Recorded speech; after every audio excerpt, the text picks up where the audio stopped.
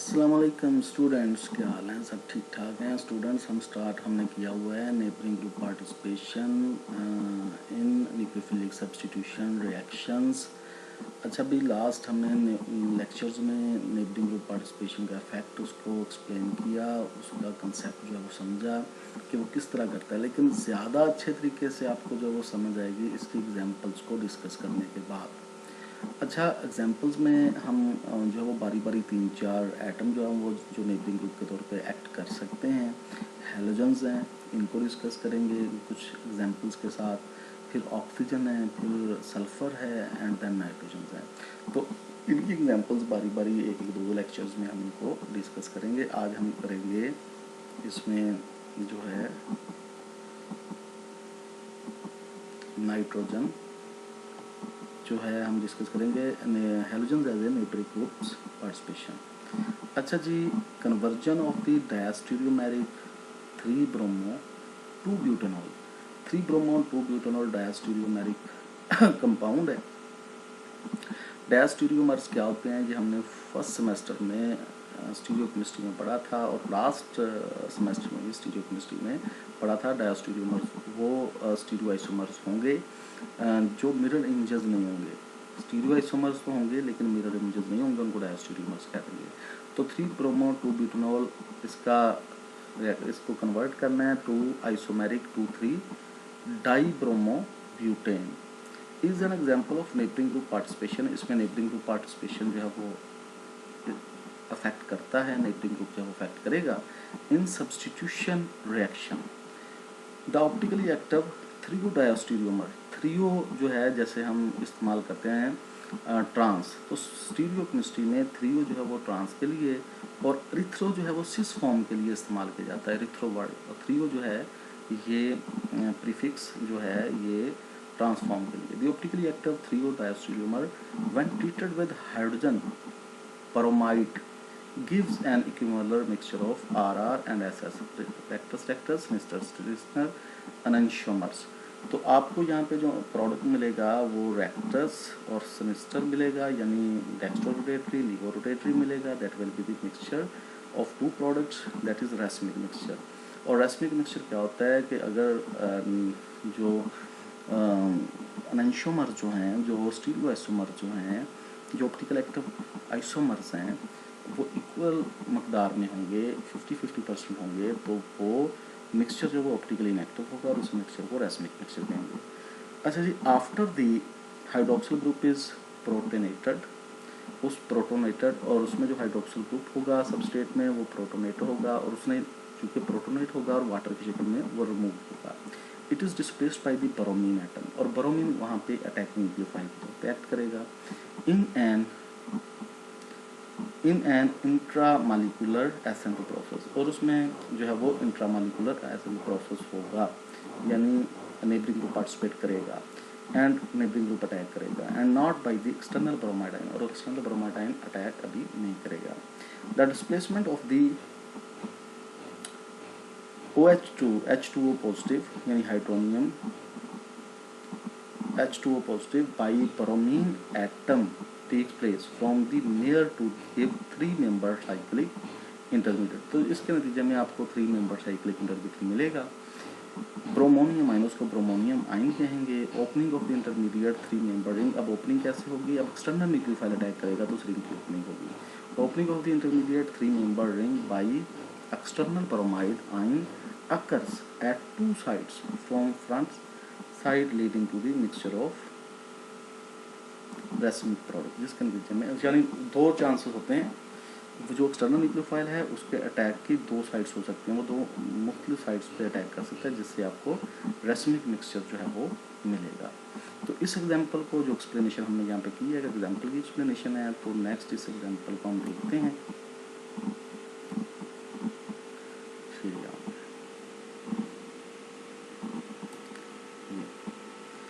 अच्छा भाई, इसमें जो है हमारे पास ये 3 ब्रोमो 2 ब्यूटेनॉल या 3 bromo butane 2-ol 3O transform इसको क्यों कहेंगे? ये कंपाउंड है जी 3O, सबस्ट्रेट है ये वाला, ये सबस्ट्रेट है 3O 3 ब्रोमो ब्यूटेन 2 ऑल या 3 ब्रोमो 2 ब्यूटेनॉल भी इसको कह देते हैं। अच्छा, इसमें ये ब्रोमीन ये 4 कार्बन वाली चेन है, 1 2 3 4, ठीक है जी। कार्बन नंबर 2 पे हाइड्रोक्सल है तो इस वजह से इसको 2 ऑल कह दिया। कार्बन नंबर 3 पे ब्रोमीन है। अच्छा, ये 3 क्यों कहा, क्योंकि इसमें ब्रोमीन और हाइड्रोक्सल ट्रांसफॉर्म में है, ऑपोजिट साइड पे है, सबस्ट्रेट में, तो दैट इज सबस्ट्रेट, इसके ऊपर अब अटैक होगा।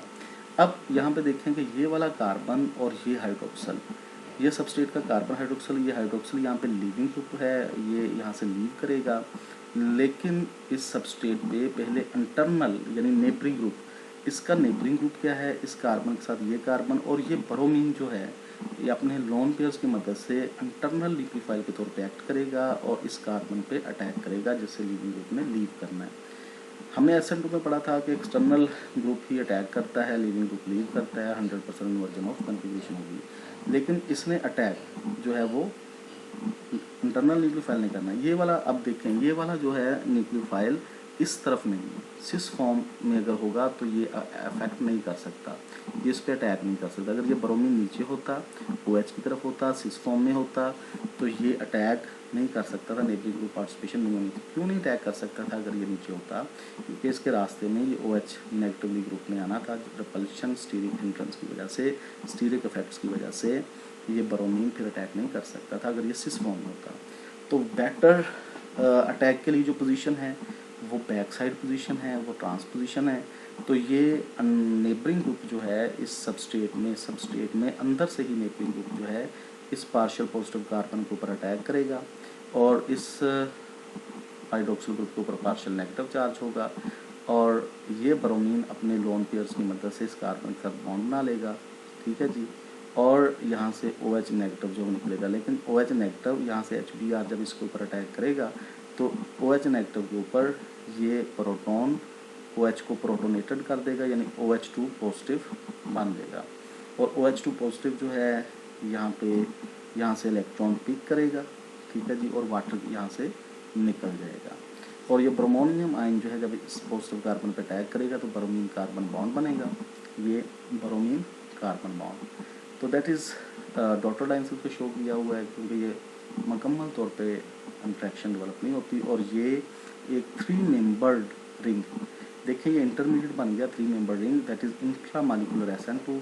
ये इंट्रामॉलिक्यूलर SN2 इसलिए कहा गया क्योंकि ये सबस्ट्रेट के अंदर से ही ब्रोमीन एटम ने नेबरिंग ग्रुप ने इस पर अटैक किया।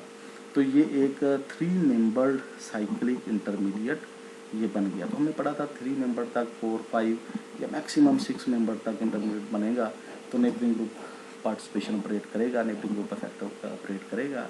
इससे ज़्यादा वाला अगर रिंग बनेगा तो नेबरिंग ग्रुप का इफेक्ट जो है वो नहीं होगा। अच्छा जी, अब जब ये ब्रोमोनियम आयन इंटरमीडिएट जब बन जाएगा, अब ये वाला ब्रोमाइड आयन जो इस HBr रिएक्टेंट का है ये एक्सटर्नल न्यूक्लियोफाइल के तौर पे एक्ट करेगा। अब इस ब्रोमाइड आयन पे पॉजिटिव चार्ज है और जिसकी वजह से इलेक्ट्रॉन डेंसिटी इस तरफ पॉजिटिव की तरफ मूव करने की कोशिश करेगी और इस कार्बन और इन कार्बन के ऊपर भी पार्शियल पॉजिटिव चार्ज होगा। अगर ये ब्रोमाइड, अब दोनों चांसेस हैं, ये ब्रोमाइड इस राइट कार्बन पे भी अटैक कर सकता है, लेफ्ट कार्बन पे भी इक्वल चांसेस हैं। तो जिसके अगर राइट कार्बन और लेफ्ट कार्बन पे इक्वल चांसेस पे अटैक करेगा तो ये राइट कार्बन पे अटैक के नतीजे में ये प्रोडक्ट बन जाएगा। लेफ्ट कार्बन पे अगर ये अटैक करेगा तो ये प्रोडक्ट बनेगा। जिस कार्बन पे भी अटैक करेगा 50-50% racemic mixture 3-डाइब्रोमाइड pair of enantiomers का ये रेसमिक मिक्सचर जो है वो बन जाएगा। अब इंटरमॉलिक्यूलर SN2 यानी कि एक्सटर्नल न्यूक्लियोफाइल अटैक जब करेगा, फ़र्ज़ किया ये एक्सटर्नल न्यूक्लियोफाइल ने इस तरफ अटैक किया, ये वाला बॉन्ड ब्रेक होगा, इलेक्ट्रॉन इधर शिफ्ट होंगे, ब्रोमाइड पे जो पॉजिटिव चार्ज था ब्रोमीन पे ये न्यूट्रल हो जाएगा और इस कार्बन में पॉजिटिव चार्ज डेवलप होगा और ये ब्रोमाइड आयन इस कार्बन के साथ बॉन्ड बना लेगा और ये स्ट्रक्चर डेवलप हो जाएंगे। अगर इधर अटैक करेगा तो ये बॉन्ड ब्रेक होगा, इलेक्ट्रॉन इधर शिफ्ट होंगे, Br न्यूट्रल हो जाएगा, ठीक है जी, और फिर ये वाला Br जो है ये Br न्यूट्रल होकर इधर आ जाएगा और ये यहाँ पे कार्बन पे पॉजिटिव चार्ज और ये ब्रोमाइड इस पॉजिटिव कार्बन पे अटैक करेगा और ये Br कार्बन बॉन्ड बनेगा, यानी रेसमिक मिक्सचर ऑफ 3-डाइब्रोमाइड पेयर ऑफ एनेंटियोमर्स बन जाएगा। Bromine atom is acting as a neighbouring group and the result is bromonium ion. ये जो है वो अंदर से जब अटैक करेगा, इंट्रामॉलिक्यूलर अटैक जब होगा तो इंटरनल न्यूक्लियोफाइल अटैक करेगा तो रिंग क्लोज होगा, जब एक्सटर्नल न्यूक्लियोफाइल अटैक करेगा तो रिंग ओपन हो जाएगा। तो वो कहते हैं जी bromine atom is acting as a neighboring group and the result is bromonium ion.